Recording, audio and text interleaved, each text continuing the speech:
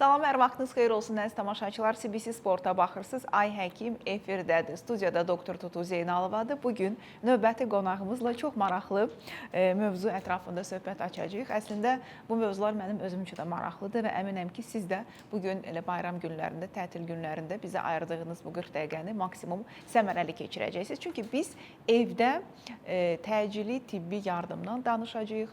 Hansı mövzularda maariflənməyə ehtiyacımız var? Təcili tibbi yardım həkimi gələnə kimi nə etmək olar, nə etmək olmaz. Və bu bayram günlərində artan şikayətlər, Ramazan ayında artan şikayətlər və hansı xəstəliklərin kəskinləşməsi mövcuddur. Bütün bu problemlər haqqında danışacağıq. Qonağımız isə Respublika Təcili Təxirə Salınmaz Tibbi Yardım Mərkəzinin Sabunçu rayonu təcili yardım bölməsinin həkim anestezioloq, reanimatoloqu doktor Emil Xuduludur və əminəm ki, maksimum faydalı olmağa çalışacaq doktorumuz. Çünki Nəzrin xanımın göndərdiyi bütün təcili tibbi yardım həkimləri olduqca səmimi həmsöhbət olurlar və maraqlı həmsöhbət olurlar. Bunu sizdən gələn geri dönüşlər də bizə deyir. Buna görə də Nəzrin xanıma da buradan təşəkkürümüzü bildiririk. Emil doktor, bayram günlərindəyik, tətil davam edir. Hansı şikayətlərlə müraciətlər artıb? Hər vaxtınız xeyir olsun. Sizin də, izləyicilərin də bayramını təbrik edirəm. Dəvətiniz üçün təşəkkür edirəm. Çalışacağam ki, məlumatların maksimum faydalı olsun. İnşallah. Demək, bu il Novruz bayramı ilə yanaşı orucluğun da mart ayına təsadüf eləməsi biz həkimlərin işində xüsusi bir spesifika yaradır. Çünki ayrı-ayrılıqda Novruz bayramı ilə əlaqədar olaraq təcili yardımın həmişə işində bir artım, bir yüklənmə müşahidə olunur. Bu həm Novruz bayramında bizim Novruz ənənələrimizlə bağlıdır, süfrəmizlə bağlıdır. Tonqalla. Bəli. Həm bizim mart ayında olan orqanizmimizin sirkad ritmlərinin dəyişməsi ilə bağlıdır. Hansı ki, bu dövr üçündə spesifik xəstəliklər vardır. Müəyyən qrup xəstəliklərin bu dövrdə kəskinləşməsi müşahidə olunur. Bundan başqa, bu il isə orucluğun da mart ayına təsadüf eləməsi bizim işimizdə müəyyən mənada fərqli bir xüsusiyyət yaradır. Əvvəlcə onu qeyd edeyim ki, Novruz bayramı ilə əlaqədar olaraq təcili yardımda ən çox olan müraciətlər sırasında şəkərli diabet xəstələridir. Mövsümi xarakter daşıdığına görə ən çox müraciətlər artır. Təzyiqi olan xəstələrimizlə bağlı. Orucluğun bu dövrə təsadüf eləməsi isə yenə də həm diabet xəstələrinin səhhətində müəyyən problemlər yaradır, həm orucluğa, bəli, ürək-damar xəstəlikləri kəskinləşə bilər. Bu dövr üçün sirkad ritmlər dəyişdiyinə görə nevroloji problemlərin kəskinləşməsi müşahidə olunur. Orucluqla bağlı mədə-bağırsaq sistemi problemləri olan şəxslər daha çox narahat olur. Yəni, bu ayın, bu bayramın, bu günlərin özünün spesifik müraciətləri vardır. İşiniz çoxdur bir sözlə. Bəli, bir sözlə mart ayında həqiqətən də işimiz çoxdur. Təbii ki, bu müraciətlər hər bir fəsilə, hər bir mövsümə uyğun olaraq müəyyən statistik qruplara bölünür. Mən ilk öncə məlumat vermək istəyərdim diabet xəstələri barədə. Buyurun doktor. Çünki Novruz bayramında bilirik ki, Novruz ənənələri, Novruz süfrəsi daha çox şirniyyatla bağlı süfrədir və şirniyyatın, karbohidratların, karbohidrogenlərin xüsusi çəkisi süfrəmizdə çox olur. Bu da Öncə süfrəmizdə, sonra özümüzdə. Bəli. Bu da təbii ki, diabet xəstələri və xüsusilə də mədə-bağırsaq xəstələri, təzyiqi olan xəstələr üçün arzu olunan olmasa da müəyyən problemlər yaradır. Məsələn, son günlər təcili yardıma olan müraciətlər sırasında diabet xəstələrində şəkərin yüksəlməsi ilə bağlı müraciətlər çoxdur. Xəstələrin xüsusilə də insulin deyil, tablet şəklində diabetik dərmanlar qəbul edən xəstələrdə şəkərin səviyyəsini nizamlamaq çətinləşir. Heç təsadüfi deyil ki, tanıdığımız əksər xəstələr məhz bu dövrdə vəziyyəti ilə əlaqədar olaraq məcburi şəkildə insulinə keçməli olur. Çünki diabetik həblər, onlar necə deyərlər, bayram süfrəsindən daddıqca, şəkərin səviyyəsi artdıqca bunu tabletlərlə idarə etmək çətinləşir. Bəli, İnsulin tənzimləmək belədir ki, olmur. şəkəri çox yedikcə insulin dozasını artırırıq, amma tabletlərdə bunu tənzimləyə Bəli, biz bilmirik. bunu tənzimləyə bilmirik və yaxud da bunu tənzimləmək istədiyimiz effekti vermir. Ona görə də müalicə həkimi də çətin vəziyyətdə qalır və göstərişə əsasən yaranmış vəziyyətlə əlaqədar olaraq məcburi insulin inyeksiyasına keçir. Bəs Ramazana bağlı olaraq şəkərin düşməsi müşahidə olunurmu? Çünki Ramazanda biz daha çox hipoglisimidən çox doğru vurğuladınız. İkinci bir məsələ orucluqla bağlı olaraq biz bilirik ki, diabet xəstələri xüsusi qidalanma rejiminə malikdir. Bəli. Onlar xüsusi menyu ilə qidalanmalıdır. Qidalandığı menyuda karbohidratların, zülalların, yağların çəkisi xüsusilə tarazlıq olmalıdır. Bunlara da əməl etmək orucluq müddətində onlar üçün çətinlik yaradır. Yəni belə deyək, ənənəyə uyğun olaraq və yaxud da öz xüsusiyyətlərindən, xarakterindən irəli gələrək başa düşürəm. Oruc tutmaq istəyir, bunun savabını bilir, başa düşür, bunu qazanmaq istəyir, amma biz bilirik ki, orqanizmə bağlı olan həyati vacib göstərişlər var. Elədir. Ona görə də bu çox ciddi bir nəzarət altında olmalıdır. Heç təsadüfi deyil ki, orucluq müddətində diabet xəstələrinin şəkərinin düşməsi müşahidə olunur. Amma problem bundadır ki, şəkərin yüksəlməsi qədərlə şəkərin düşməsi də kifayət qədər ciddi bir problemdir. Ona belə bir sual yaranır. Deyək ki, evdə diabet xəstəsi var. Biz Bəli. hardan bilək onun şəkəri və yaxud hansısa bir yerdəyik və yanımızda bir şəkərli diabet xəstəsinin halı pisləşib. Hardan bilək ki, bunun şəkəri düşüb, yoxsa qalxıb və hansı tədbirləri görək təcili yardım gələnə qədər? Bəli, çox aktual bir sualdır. Ümumiyyətlə, dünyada olan tendensiya belədir. Diabet xəstələrinə bu diaqnoz qoyulduqda, onlar dispanser qeydiyyata götürüldükdə, müəyyən müayinələrdən keçdikdən sonra, onlar üçün həblər və ya insulin təyin olunduqdan sonra bu müalicənin fundamental əsaslarından biri odur ki, diabet xəstələrinə öz xəstəliyi barədə kitabça verilməlidir. Və diabet xəstələrinə kifayət qədər kütləvi informasiya vasitələrində onların diabet haqqında məlumat ala biləcəyi mənbələr var. Yəni, diabet xəstələri öz xəstəliyini yumşaq ifadə eləsəm, öz müalicə həkimi qədər bilməlidir. Elədir. Şəkərin düşməsi və ya şəkərin yüksəlməsi, bunlar diabetə bağlı fərqli hallar olduğuna görə biz həkimlər üçün bunu fərqləndirmək, diferensiyasiya eləmək müəyyən simptomlara əsaslanır. Amma bu simptomların bəziləri kifayət qədər sadədir, primitivdir. Xəstələr özləri də bunu hiss edə bilərlər. Təsadüfi deyil ki, uzun müddətli diabet xəstələri artıq bunu bilirlər. Amma yenə də məlumat verməliyik, məlumatlandırmalıyıq. Məsələ necədir? Əgər xəstənin şəkəri düşərsə, bu xəstələrdə hipoglikemik vəziyyət yarandıqda, yəni şəkərin düşməsi vəziyyəti yarandıqda, xəstələr daha çox oyanıqlığa meyilli olur, xəstələr baş ağrısından şikayət eləyir, xəstələr bədənində, əllərində əsmədən şikayət eləyir, xəstələr daha aqressiv davranmağa başlayırlar. Bəzən şəkərin düşməsi kritik həddə çatdığı halda isə xəstələrdə tərləmə müşahidə olunur, onların huşu dərinləşə bilər və bu kimi simptomlarla xəstənin özü və ya ətrafındakı məlumatlıdırsa, dərhal başa düşür ki, bu xəstənin şəkəri düşüb. Adətən uzun müddət diabet olan xəstələr həmişə ciblərində şirin bir şey gəzdirirlər. Bu qənd ola bilər, bu adi bir şokolad ola bilər, bu adi bir konfet ola bilər. Çünki artıq bu halla bir neçə dəfə rastlaşdığı üçün xəstə öncədən buna hazırlıqlı olur. İkinci bir məsələ isə şəkərin yüksəlməsidir. Bu isə hiperglikemik vəziyyət adlanır. Hiperglikemik vəziyyətdə isə müəyyən simptomlar hipoglikemik vəziyyətdə olduğu simptomların əksidir.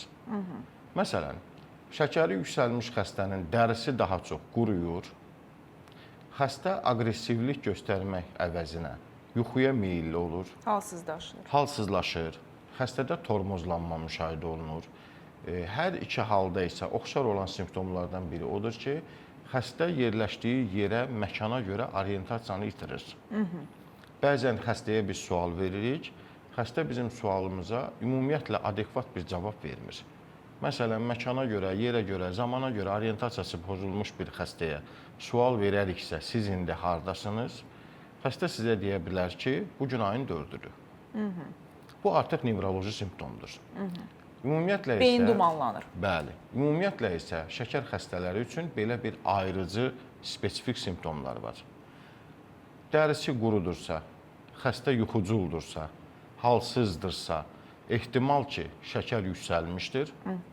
Xəstə oyanıq, aqressiv, dəri örtüyü nəmdirsə, əllərində, ətraflarında əsmə müşahidə olunursa, böyük ehtimal ki, şəkəri düşmüşdür. Bəs huşsuzdursa? Necə? Huşsuzdur. Huşsuzdursa, təbii. Məsələ belədir. Əgər şəkərli diabet xəstəsini biz huşsuz vəziyyətdə aşkar edəriksə, bu halda ətrafdakı insanlar bu xəstəyə ağız yolu ilə hər hansı bir şirniyyatın verilməsi, şirin verilməsi, suyun verilməsi kimi belə deyək, yardıma qəti şəkildə meyilli olmamalıdırlar. Çünki qalxmış da ola bilər. Qalxmış da ola bilər, düşmüş də ola bilər, amma bizim bu dırnaqarası qadağamızın səbəbi şəkərin səviyyəsi deyil. Xəstənin huşsuz olması onun udma refleksinin canlı olmaması deməkdir. Xəstənin iradi aktlarının olmaması deməkdir. Bu halda şəkəri düşmüş olsa da belə eləyəcəyimiz bir yardım çox ciddi bir fəsad yarada bilər. Xəstənin nəfəs yoluna ya cisim gedə bilər, adi su ola bilər, qənd ola bilər və fərqli cəhətlər.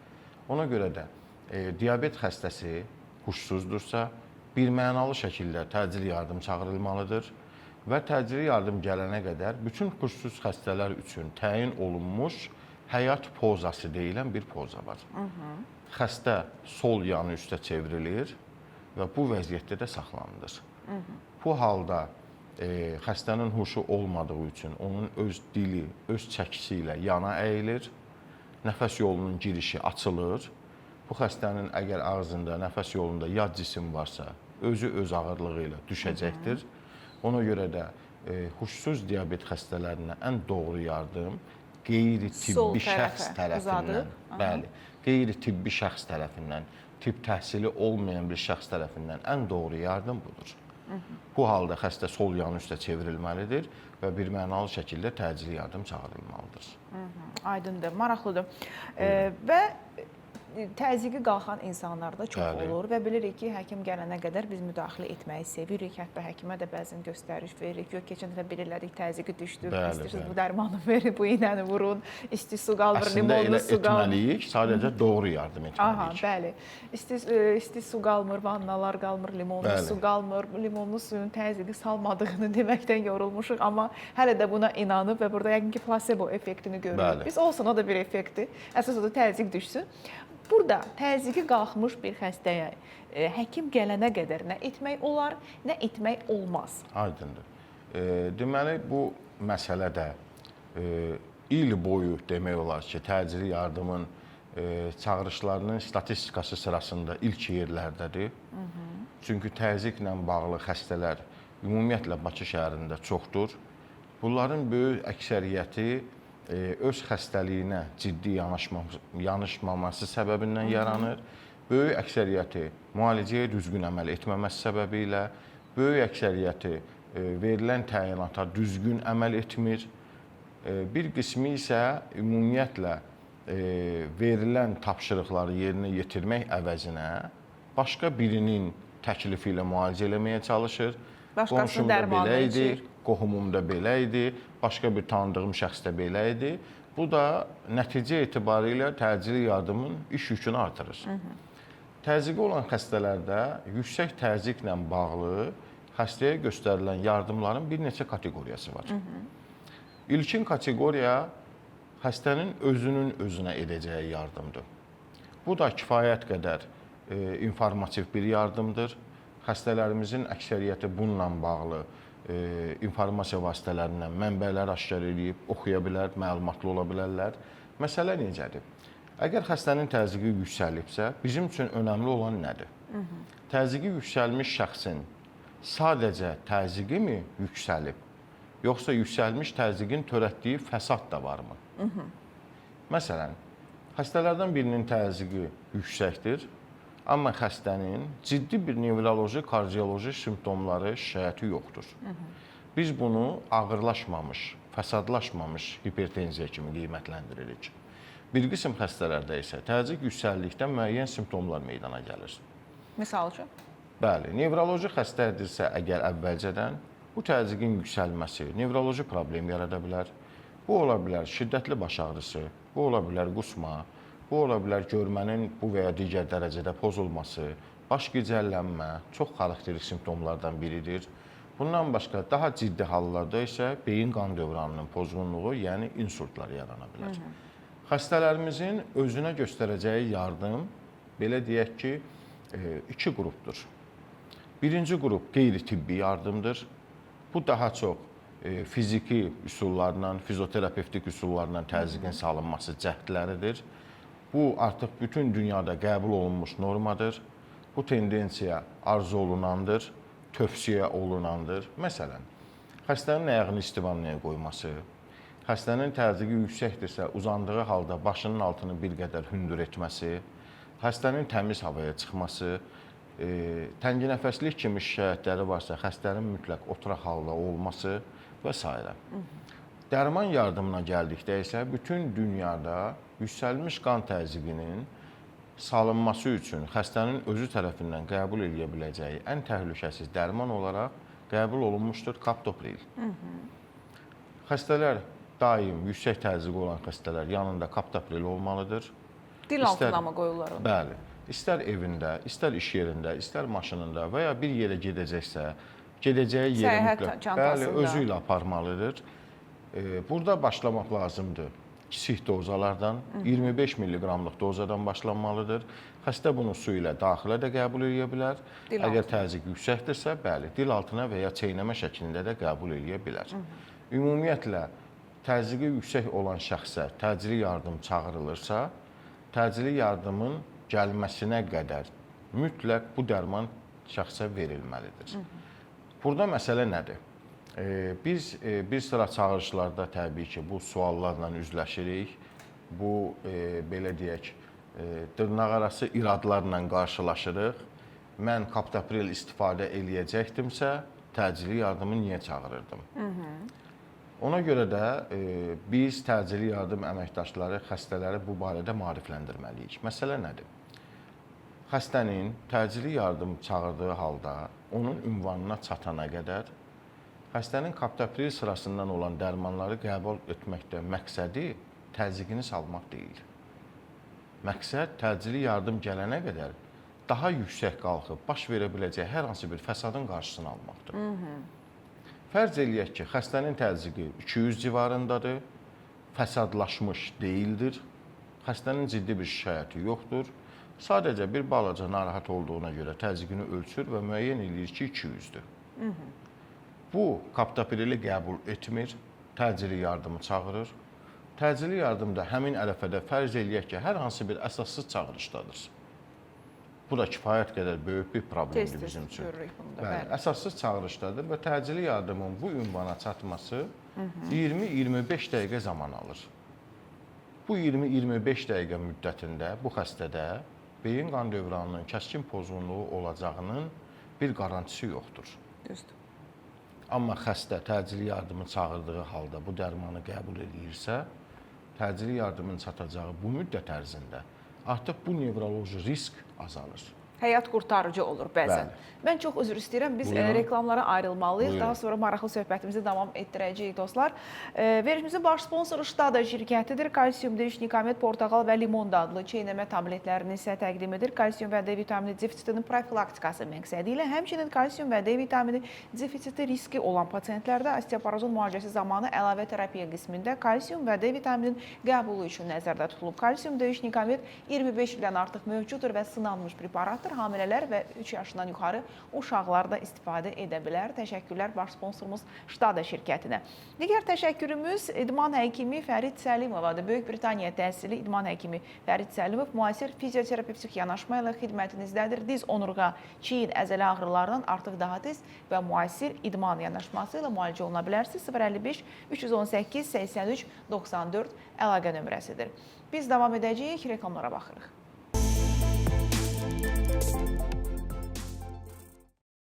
CBC Sporta baxırsınız dostlar. Ay Həkim davam edir. Studiyada doktor Tutu Zeynalıvadır. Bugün təcili tibbi yardım əməkdaşlı qonağımızdır. Biz bayram günlərində, tətil günlərində rast gəlinən təcili situasiyalardan və bu vəziyyətlərdən çıxış yolları haqqında danışırıq. Qonağımız Respublika Təcili Təxirə Salınmaz Tibbi Yardım Mərkəzinin Sabunçu rayon təcili yardım bölməsinin həkim anestezioloq reanimatoloqu doktor Emin Xuduludur və biz yüksək təzyiqdən danışırdıq ki, deməli həkim gələnə qədər pasiyentə, yəni xəstəyə kaptopril verməyimizin məqsədi yarana biləcək fəsadın qarşısını almaqdır ki, xəstə həkim gələnə kimi insult keçirtməsin. Belə loro dildə desək, mən xalqın dilindən danışıram. Onda belə bir sual çıxır ki, yaxşı təzyiq düşdü, həkim niyə gəldi? Həkim nə edəcək gələn həkim? Məsələ nədir?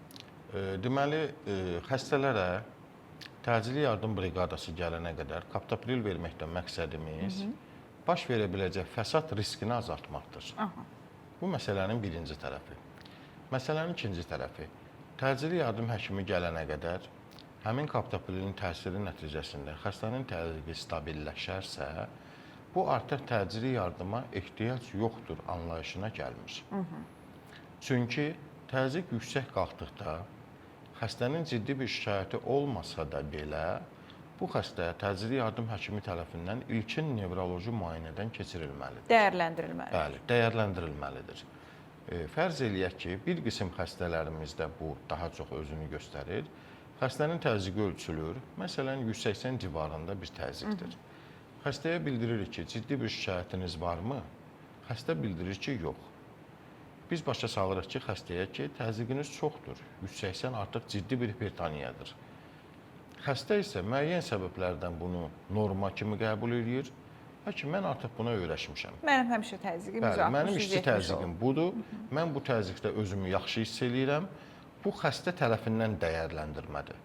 Amma bizim tərəfimizdən dəyərləndirmədə bu xəstənin bu təzyiqdə riski çox böyükdür. Baş verə biləcək hər hansı bir koronar hadisə, beyin-qan dövranı hadisəsi və ya daha ciddi hallarda daha ciddi problemlərlə üzləşə bilər. Ona görə də təzyiq düşdüyü halda həkimə ehtiyac yoxdur yanaşması doğru deyil. Mən xəstəni dəyərləndirməliyəm və klinik tibbi nöqteyi nəzərdən əmin olmalıyam ki, hal-hazırda bu xəstədə ciddi bir fəsad yoxdur. Bu halda həkim yardım etməyə bilər, əgər buna bir göstəriş yoxdursa, amma ilkin dəyərləndirmə mütləq aparılmalıdır. Hansı preparatları istifadə etmək olmaz? Nə etmək olmaz təzyiq xəstəsinə? Çünki bəzən görürük ki, aspirin verirlər, nitrogliserin verirlər, nə bilim damarından qan almağa çalışırlar və s. Bunları biz görürük. Bəli. Yəni daha çox siz görürsünüz. Bəli. Mən anestezioloq, reanimatoloq ixtisasında 20 il öncə sağollaşdım internadan sonra, təəssüf ki, bu başqa mövzudur. Nə etmək olmaz təzyiq xəstəsinə? Təzyiqi yüksək olan xəstələr üçün tövsiyələr olduğu kimi müəyyən dərəcədə şərti və ya mütləq qadağalar da var. Misal üçün. Məsələn, təzyiqi yüksək olan xəstənin əgər rəqəm 180-dən çoxdursa, bu xəstələrin istənilən bir qan duruldurucu preparatı qəbul etməsi qəti qadağandır. Çünki bu və ya digər damar hövzəsində ciddi bir qanama riski yaradır. İkinci bir məsələ. Təzyiqi yüksək olan xəstələrdən qan alınması proseduru artıq tarixə qovuşub. Bu prosedur müəyyən klinik fizioloji effektlər versə də, amma tədqiqat olaraq bunun klinik effekti sübuta yetirilməyib. Hətta bir qism xəstələrdə əvvəldən qan dövranı problemi olan xəstələrdə isə daha ciddi problemlərə yol açırıq. Bu artıq tarixi bir effektdir. Üçüncü bir məsələ, xəstələrin, xüsusilə də kardioloji problemi olan xəstələrin əl altında nitrogliserinin olmasıdır. Biz bilirik ki, nitrogliserin preparatı, bunu bir qism kardioloji xəstələr də bilir, təzyiqi salır. Digər təzyiq dərmanlarından ciddi bir fərqi odur ki, nitrogliserinin təzyiqi salmaq xüsusiyyəti, hipotenziv effekti çox sürətlə baş verir. Bəzi xəstələrdə isə buna həssaslıq olarsa, bu təsəvvür eləyin ki, 5-6 saniyə vaxt alır. 5-6 saniyə ərzində xəstənin təzyiqi 200-dən 0-a düşə bilər. Bu da həyati təhlükə. Bəli, bu da klinik ölüm başda olmaq şərti ilə çox ciddi həyat təhdidi yaradır. dəfələrlə çağırışlarda bundan üzləşmişik. Ən belə deyək, xoşa gəlməz, arzu olunmaz tərəfi də budur ki, bəzən bu hallarda təzyiqi yüksək olan xəstəyə nitrogliserini verən özünün nitrogliserini olan başqa bir xəstədir. Mənim də təzyiqim olur. Həkim mənə bildirib ki, bu hallarda nitrogliserin qəbul eləmək lazımdır. İçən kimi düşür. Bəli, nitrogliserini sənə verim, təzyiqin düşəcək. Bəzi hallarda təəssüf ki, müraciət zamanı ünvana çatdıqda artıq iş işdən keçmiş olur. Yəni faciə bir sonluq olur. Amma bir mənalı şəkildə istər xəstələr, istər ətrafında olanlar, ümumiyyətlə tibb təhsili olmayan şəxslər nitroqliserindən maksimum uzaq durmalıdır. Çünki təzyiq salmaq xüsusiyyəti nitroqliserinin klinik əsas xüsusiyyəti deyil. Bu onun yan təsiridir. Anladım. Yəni xəstələr Əlavə onun təsiridir. yan təsirindən əsas effekt kimi istifadə etdikdə faciəvi sonluq olur. Aydındır. Təşəkkür edirəm. Və Siz bir məsələ də var ki, Buyurun. əminəm ki, sizə də bu sualı verirlər gələndə, çünki biraz zaman keçirdiniz ailə üzvlərini. Bu təzyiq ölçən cihazdır, təzyiq aparatı. Bəli. Hansı yaxşıdır? Elektron yaxşıdır, yoxsa dədə-baba qaydasından ölçüm daha yaxşıdır? Çünki bəzən görürsən fərq olur və bəzən olur ki, xəstə həyəcanlanır, təzyiq biraz daha Bəli. yüksək göstərir və yaxınları deyir ki, bu elektron aparatlar işləmir, bu doğru deyil, buna inanma. Bu da əslində çaşqınlıq yaradır ki, əslində Bəli. təzyiq çox yüksək ola bilər, aparat az göstərə bilər və yaxud aparat çox göstərər, təzyiq əslində çox elə də yüksək olmaz və təzyiq salıcı dərmanlar mənfi təsir edə bilər. Bəli. Hansına inanaq, hansını alaq? Məsələ nədir? Ümumiyyətlə təzyiqin ölçülməsi proseduru, yəni tonometriya prosedurunun ümumiyyətlə Ümumdünya Səhiyyə Təşkilatı tərəfindən tərtib olunmuş qaydası var. Aha. Bu qayda həm tibb işçilərinə aiddir, həm də bu prosedurun aparılması qaydası xəstələrə aiddir. Tonometriyanın aparılması üçün bir neçə vacib məqam var. Birinci vacib məqam budur ki, xəstə ən azı 5-10 dəqiqə müddətində sakit istirahət vəziyyətində olmalıdır. Məsələn, şəxs pilləkənlə çıxır, bir neçə mərtəbəni çıxır, gəlib evə oturur. Oturan kimi deyir, mənim təzyiqimi ölçün. Ölçürlər, təzyiq yüksəksən. Təcili yardım çağırırlar, həyəcan baş verir, panika yaranır. Təcili yardım gələnə qədər 15-20 dəqiqə vaxt keçir.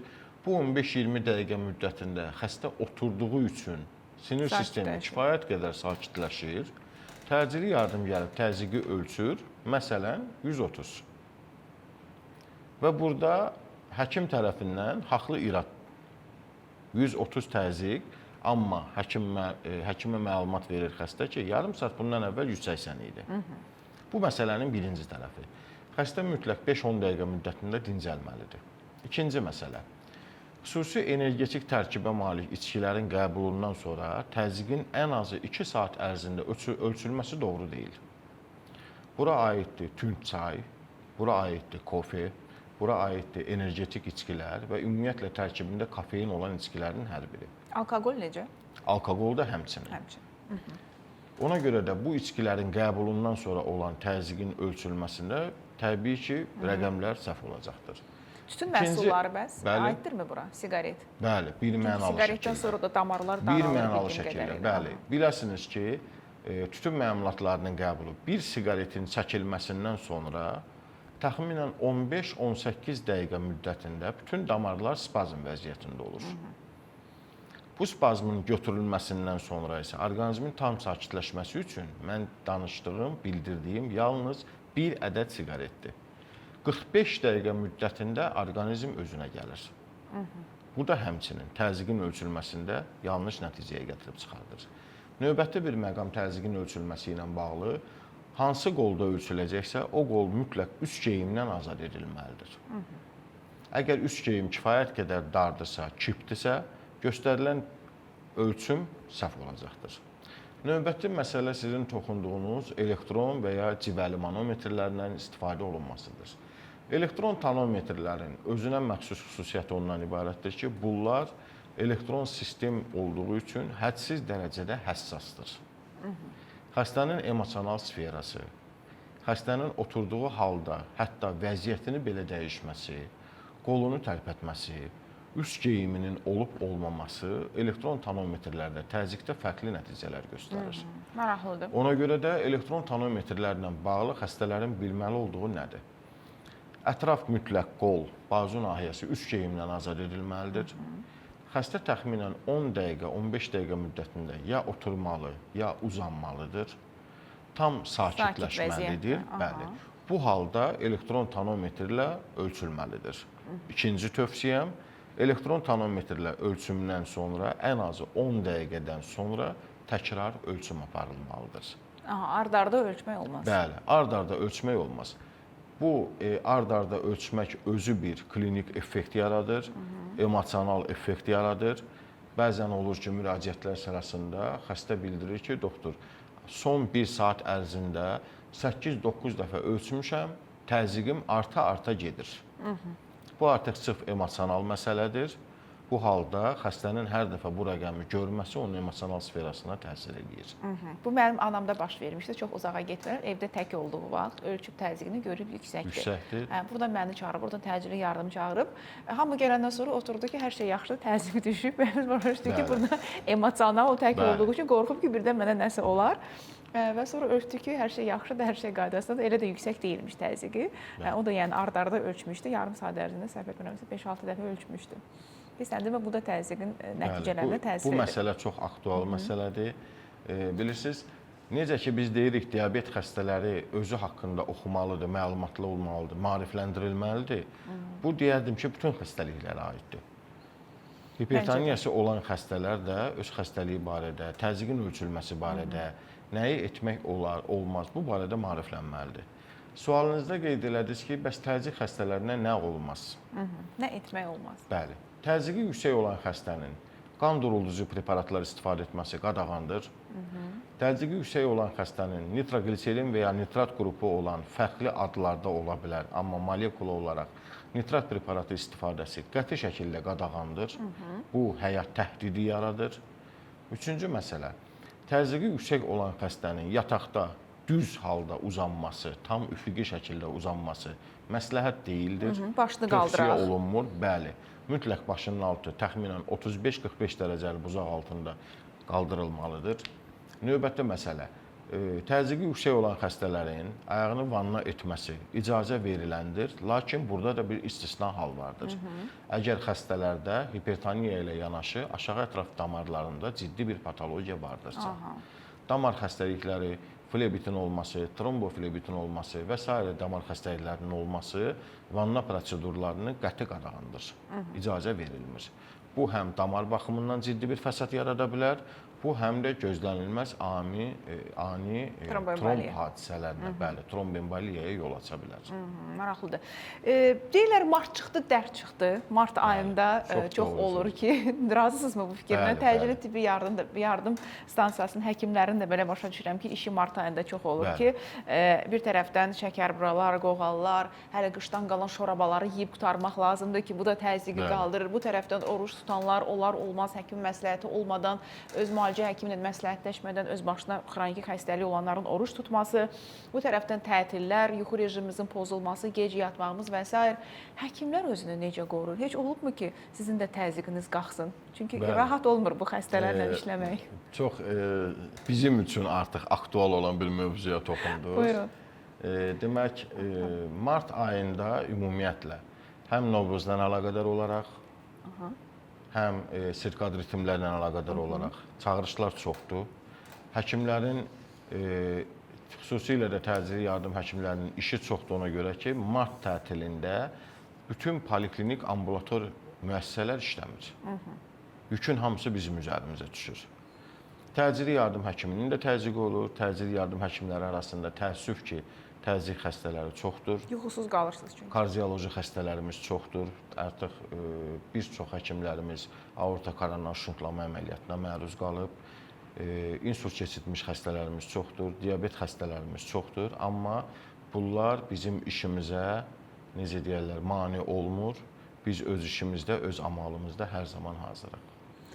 Mən sizə uğurlar arzu edirəm, Çox səbir təşəkkür arzu edirəm. edirəm və əhalimizə Çox də təşəkkür edirəm. çağırış edirəm ki, maksimum maariflənək öz xəstəliyimiz mövzusunda. Çünki elə hallar olur ki, doğrudan da təcili tibbi yardım həkiminə, təcili tibbi yardım əməkdaşlarına ehtiyac olmur və siz sadəcə hansısa xəstənin həyatını qurtara biləcək anda o həkimdən, o təcili tibbi yardımın xidmətindən istifadə edirsiniz ki, bu nəticədə də başqa bir xəstə Təəssüf ki, bəli.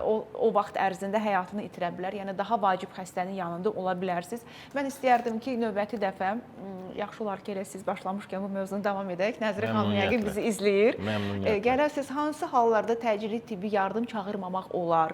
Yəni xəstələr evdə özümüz yaxşı pis, yəni vəziyyəti necə dəyərləndirə bilərik? Bəli. Çünki biz nə qədər bu haqqda danışsaq, nə qədər təcili tibbi yardım həkimləri bu mövzularda müsahibəyə və söhbətə hazır olsalar, nə qədər çox informasiya versə, düşünürəm ki, əhali də bir o qədər maariflənəcək, bir o qədər məlumatlı olacaq və artıq hər xırda şey üçün təcili tibbi yardıma zəng etməyəcək. Çünki sizin də resurslarınız müəyyən bir çərçivədədir. Məhduddur, bəli. Əhali çoxdur, hamıya eyni anda çatmaq mümkün deyil. Mən uğurlar arzu edirəm sizə Çox işlərinizdə təşəkkür edirəm. və əhalimizə də bu mövzuda biraz səbirli davranmağa tövsiyə edirəm, arzu edirəm. Bilirəm, xəstəmiz yaxınımız olanda, o anda panikaya düşürük. Bu həkim olsam mənim də başıma gəlib və hər gedən dəqiqə bizə saat kimi görünür. Amma inanın ki, o gələn həkim də yəni istəyir ki, siz razı qalasınız, sizə yardım etsin və hansısa bir insanın həyatını xilas etmiş olsun. Bunu gəlin bilək və bir-birimizə bu mövzuda biraz anlayışlı davranmağa çağırıram hər birinizi. Son olaraq təşəkkürümü bildirmək istəyirəm verilişimizin baş sponsoru Ştada şirkətinə. Belə ki, kalsium döyüş, niqamət, portağal və limon dadlı çeynəmə tabletlərini isə təqdim edir. Günə 3 fincandan artıq kofe içirsinizsə, siqaret çəkirsinizsə, spirtli içkilərdən istifadə edirsinizsə, hamiləsizsə, laktasiya dövründəsizsə, vegansızsa, o zaman sizin kalsium ehtiyacınız artmış olur və buna görə də təyinata uyğun kalsium döyüş, niqamət, portağal və limon dadlı çeynəmə tabletlərini istifadə edə bilərsiniz. Ştada şirkətinin bu preparatı 25 ildən artıq mövcuddur, sınanmış preparatdır. Hamilələr və 3 yaşdan yuxarı uşaqlar da istifadə edə bilər. Digər təşəkkürümüz idman həkimi Fərid Səlimovadır. Fizioterapevtik yanaşma ilə sizin xidmətinizdədir. Diz, onurğa, çiyin, əzələ ağrılarından artıq daha tez və müasir idman yanaşması ilə müalicə təklif edir. 055 318 83 94 nömrəsinə zəng edib həkimin qəbuluna yazıla bilərsiniz. Bugünlük bu qədər. Qonağımız Sabunçu rayon təcili yardım bölməsinin həkim, anestezioloq, reanimatoloq doktor Emil Xudulu idi. Özünüzə yaxşı baxın. Tətil günlərində və ümumiyyətlə hər zaman sağlamlığınızı sağlam ikən qoruyun. Hələlik.